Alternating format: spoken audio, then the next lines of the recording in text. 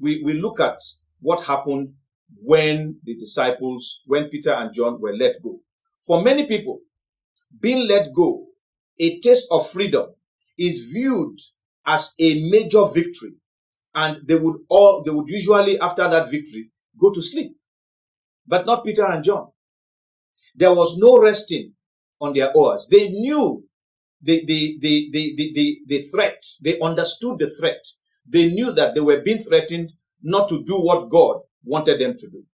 That God had commanded them to do, and they knew that there was a threat. They didn't take it lightly. The fact that they had released them did not mean that threat had suddenly gone away. The threat was there, very vivid to them.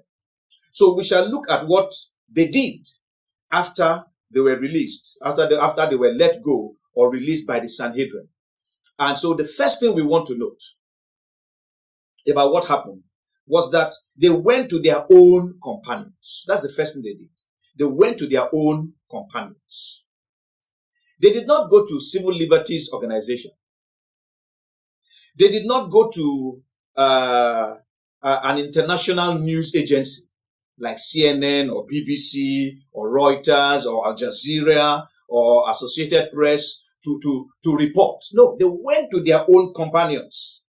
They did not go to opposition politicians, people who did not like the Sanhedrin, who did not like the government that they are under. They didn't go there. They went to their own companions. This is important because I find a lot of people in our time, the moment there's a small challenge, we find solace in going to people who have no bearing on our cause. By the way, when the Bible tells us that they went to their own companions, it's talking about going to other apostles, going to other believers, going back to the church, going to people who shared the same belief system with them. That's why the Bible asks, it says, what do we have in common with Satan or people who are unbelievers? Their companions were people who shared the same faith with them. Peter spoke of it as like precious faith. People who shared the same faith with them. They went to them. They didn't go to any other place. And then the Bible says that the second thing they did, they reported what had transpired to their companions.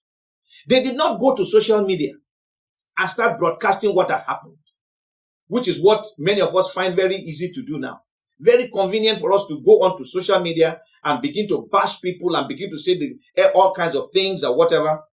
No, they did not write a press release and send to media houses, which again is one of the things that some people they like to do. They go to media houses and just begin to broadcast and begin to say things. No, they didn't do that. They went to their own companions and they told them such and such was what happened. Brethren, the threat is very serious. They told us, they warned us against this thing. When we told them that we are going to do what God said, they said, we will see. You just try it and then you will know. So, brethren, this is a very, very serious threat. If we go to verse 24, let me put that on our screen for us. Verse 24, the Bible says that when they heard that, they raised their voice to God with one accord. I want to stop there because that's where we're going to stop for today. That when they went to their companions and they told their companions raised their voice to God. They raised their voice to God. They did not raise their voice to Donald Trump, which is what a lot of Christians are doing today, especially in this country, Nigeria. They know how to raise their voice to the wrong people. In Nigeria, they raise their voice not only to Donald Trump. They go to the US embassy. They go to the EU embassy.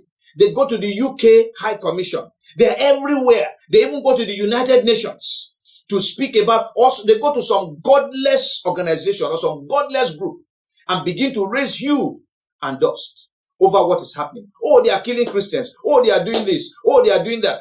Going to raise their voices to these people as if these people can do anything.